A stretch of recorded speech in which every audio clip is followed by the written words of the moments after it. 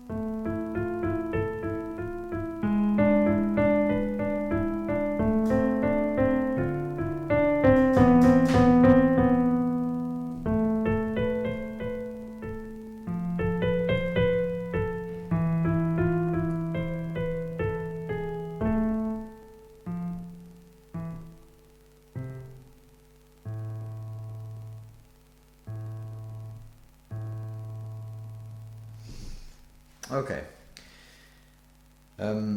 So use this video to help you with rehearsal, but do rehearse. This is not a substitute for rehearsals. No YouTube video is a substitute for rehearsals. Make sure you're practicing. I think through the first section of the music, it is fairly standard. I'm seeing a piano at the beginning, or I'm seeing a lowercase p at the beginning of the music. Lowercase p means piano, which stands for gentle or quiet. So I'm starting with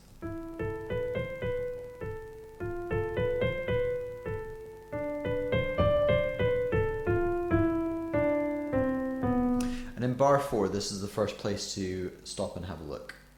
I can see in bar 4 that there is an E, which is above middle C, in the treble clef. I can also see that in the bass clef there is an E, which is 2 ledger lines above middle C, so it's just above middle C, which means my right hand is playing this and my left hand is playing this as well. It's the same note. If you listen to, I'm going to demonstrate it for you without both hands playing it, and then I'll demonstrate it with both hands playing it and see if you can tell the difference. So here it is with both hands playing it. And listen there for the B and the E sounding together, so you can hear that both notes sound at the same time in harmony.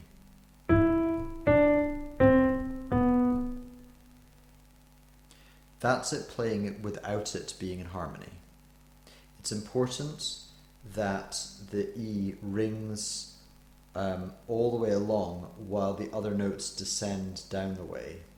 I don't know if I can see that on both cameras. That's maybe the best angle for it. So this E goes the whole way along while the others go down the way.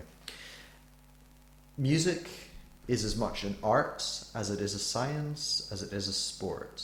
Except if you think of it in terms of a sport, it's not the kind of sport that it's about putting an object into a net. You get points for doing a process more skillfully than somebody else. So as you're playing through the whole of this piece, and as you're playing through the whole of any piece, know that the way that you get points is doing something more skillfully than someone else. So we could go.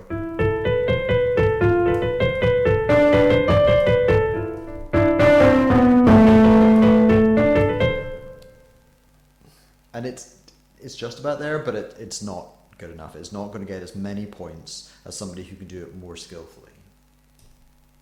Or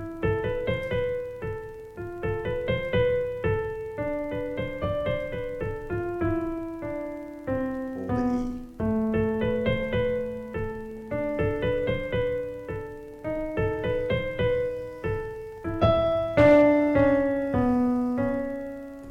And here it brings me to the next point, where I can see a crescendo in, what is it, bar 8.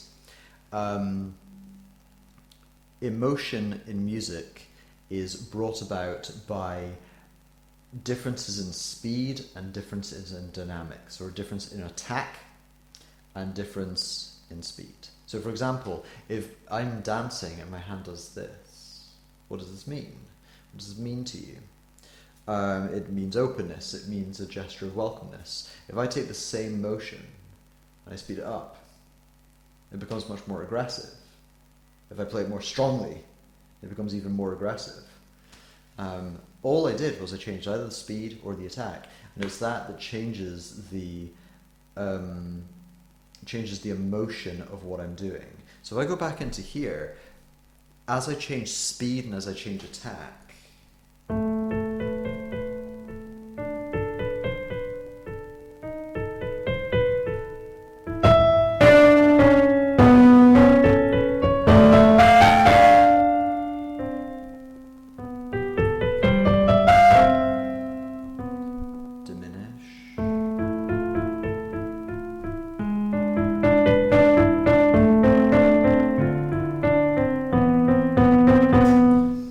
there's a poco rit, or poco meaning a little bit, and rit is short for retardando.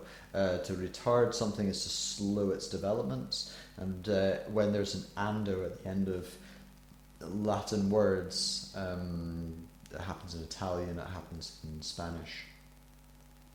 It means ing. It's the same thing as ing in English. So retardando is retarding. There was one thing that I missed along the way, or it's not so much I missed it, I was just talking about emotion along the way. Remember, emotion is changed by attack and speed. But fingering in this section here,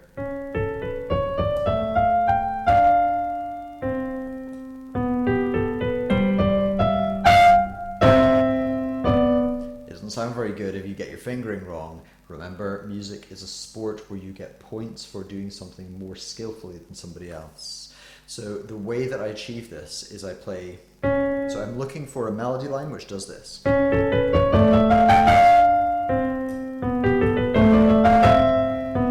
So we've got that same, it's like an echo of the same theme, and the way that I do it is I change onto my first finger on the C.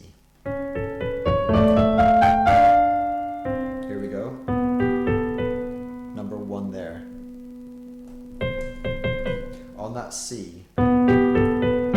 Make sure you get onto your first finger there. If you don't get onto your first finger, you're going to cut the phrase, and it's meant to be played skillfully. So what you need to do is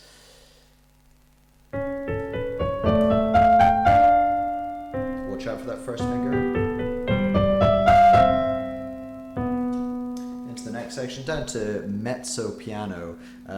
It's got that same piano feel going on, where piano meaning soft or gentle or at a level, mezzo means half, so it's not quite getting quite so soft. A little bit intense, this one.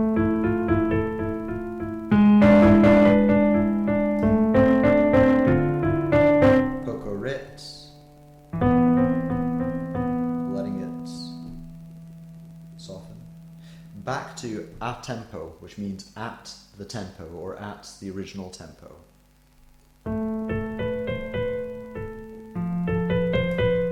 Poco rit, a tempo.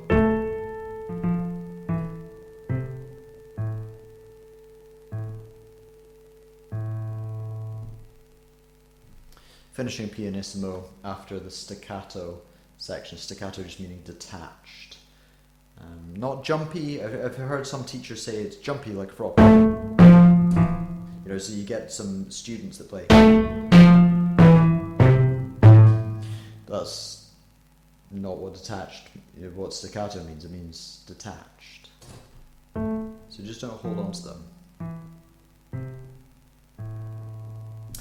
I'll play it through one more time before closing off the video, and as I'm playing it through, I'll just mention some of the things to watch out for. So starting piano.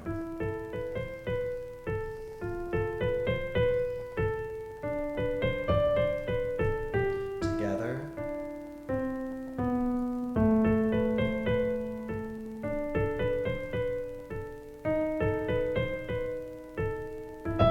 Crescendo.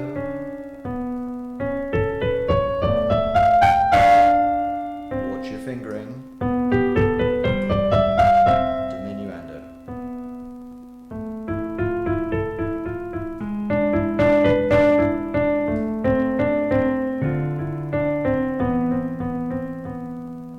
Poco rit.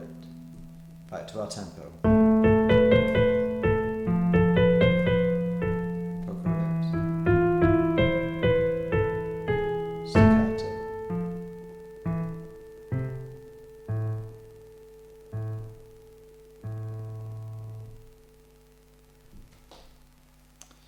Thank you very much for watching. If you can like the video, if you like my teaching, then if you press like on the video, it stands a chance of somebody else seeing what it is that I do as a teacher, which means that the teaching can get to people that need it. I will see you in the next video.